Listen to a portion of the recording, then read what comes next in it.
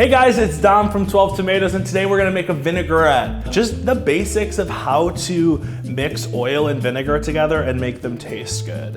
So we're gonna add in a couple flavor enhancers, a couple binding agents so we can emulsify some of these vinaigrettes, and then we're gonna transform these vinaigrettes into two separate vinaigrettes that you can use for salad.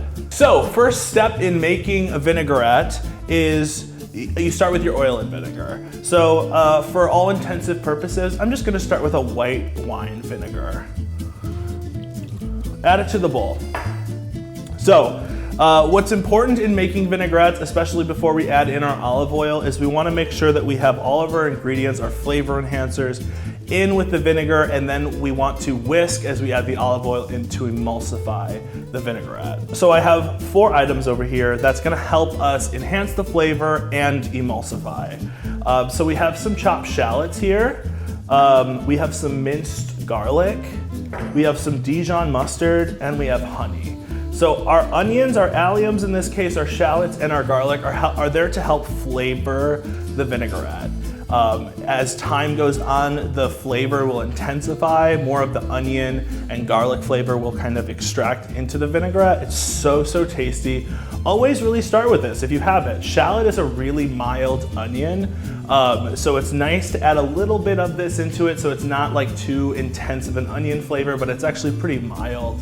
And then what we're gonna do to mild even more the onion is add a little bit of honey. So honey does 2 things. It adds sweetness, but it also counteracts the vinegar. So the vinegar has just like a really harsh flavor. It helps mellow that flavor, mellow all of the flavors together. And third bonus option is it also helps emulsify it together as it being like a thick, syrupy, sugary paste. And then it brings us to Dijon mustard. So Dijon mustard is an emulsifying agent. So that means oil and vinegar do not like to hang out together. Dijon mustard brings the whole group together. So you add a little Dijon mustard in here and you whisk it together. You will have a vinaigrette that holds. We have our vinegar in the bowl. We are gonna add in our shallot, our garlic. Now we're gonna put the Dijon mustard in. All of these ingredients, it's absolutely fine to mix before we add in the rest of our olive oil. Then a little bit of honey. We don't want to go crazy. You know, we're concocting our own magic cauldron of vinaigrette here. So you don't have to add everything. If you're not this big a fan of onion, hold back a bit. This is your journey. Give it a little whisk. Incorporate it all together. Gorgine. Gorge, gorge, gorge. Now is the time to do the olive oil. So you're making a vinaigrette at home. Your bowl, as you whisk, is just gonna go all over the place. We need to secure our bowl so we can streamline in our olive oil and whisk at the same time. So I'm gonna wet a little cloth here, and I'm gonna wrap it up, and then I'm gonna just make a nice little circle.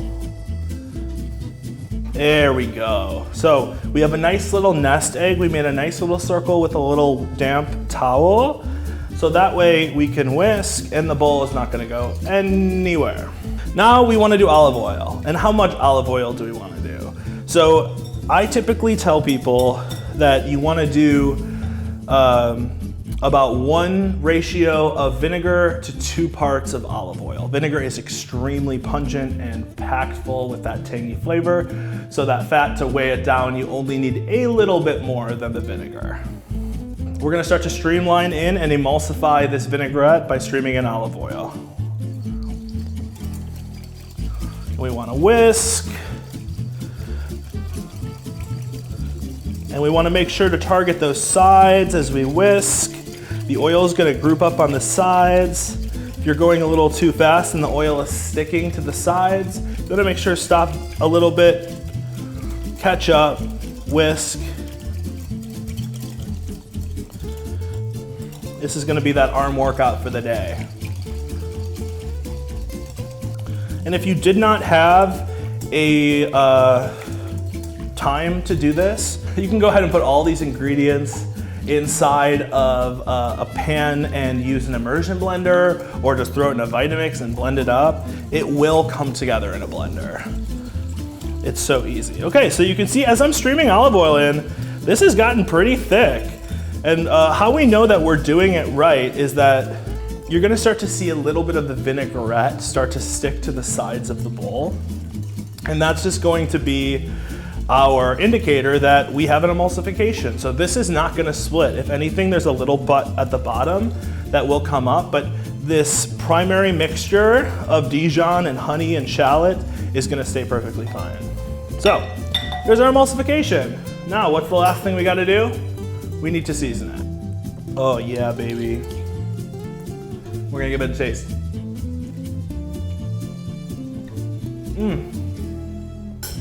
Yum, it needs a little bit more salt. So, what's important about tasting a vinaigrette? So, you're putting this on very watery, plain tasting lettuce. You need to make sure that this has a big punch of flavor so that when it goes with that watery lettuce, it's not gonna be watered down, toned down when you toss it with salad. So this needs to taste really acidic, really punchy and vinegary, and also really salted. So I added a little salt, the vinegar is there. So now that we have our full vinaigrette, we're gonna flavor this two different ways. I'm gonna show you two different variations of this vinaigrette that can go, one with like a mixed green salad, and then one that can go with like a crunchy Italian chopped salad, romaine vibe. So our first vinaigrette's gonna be a poppy seed vinaigrette. Poppy seeds are really nice for that crunch. It's not gonna come up on your drug test, you will be fine. And then we're gonna add a little honey to it so it'll be a little sweet. This is good for a fruit type salad, so this is good with like, you know, a blueberry green salad with like almonds, or a strawberry salad, or a salad with green apple. It helps enhance the sweetness from already sweetened fruits. We're gonna add in our poppy seeds, gorge, and we are going to add in the rest of our honey. You can be as selective as you want with the amount of sugar that you put into your vinaigrette. I just love the sweetness. And the best part about this is that the flavor is already built in. We already built in the vinaigrette. Anything we add at this point is just pure gold. Give it a little mix, a little mixy mix. And don't you forget it, we gotta taste it. Just for fun, just because we're keeping score. I dripped on myself. So good, so sweet. That flavor from the shallot is there, the flavor from the garlic is there. So good, this is ready. The best part about this vinaigrette is it'll last you a really long time. You can put this in the fridge for up to 2 weeks. This is a homemade vinaigrette. You can use this in salads, you can use this as marinades for things. Like, it is so, so valuable to keep this. So make yourself a little extra next time you're making a salad. Let's do the second one. So for our second vinaigrette, this is more of a Madame type of vinaigrette. This is an Italian vinaigrette. So we already have the garlic and the shallot in there. This vinaigrette typically is a lot better as it sits because we're using fresh herbs in this. So we're gonna use fresh basil in this vinaigrette. It's gonna take a little bit of time for the flavor from the basil to incorporate into the vinaigrette. So this vinaigrette is better served in about a couple hours after it's been sitting in the fridge for a little bit. We're gonna add in some basil, just some fresh chiffonaded basil. Basil is a really fragile herb, so you don't really need to mince. You just wanna chop it one way, one time, and throw it in. So we have a nice thin chop of basil. And then we're gonna add in just a little bit of oregano. We're not going crazy with the oregano. And then we're gonna whisk. Look how gorge. So this is good for your Italian salad, Italian chopped salad, an antipasto salad, to marinate your chicken in before you cook it, to marinate fish in. It is very all-purpose. This vinaigrette will only last you about a week because of the fresh basil in here, but it doesn't stop you from freezing it or using it throughout the week. Let's taste it.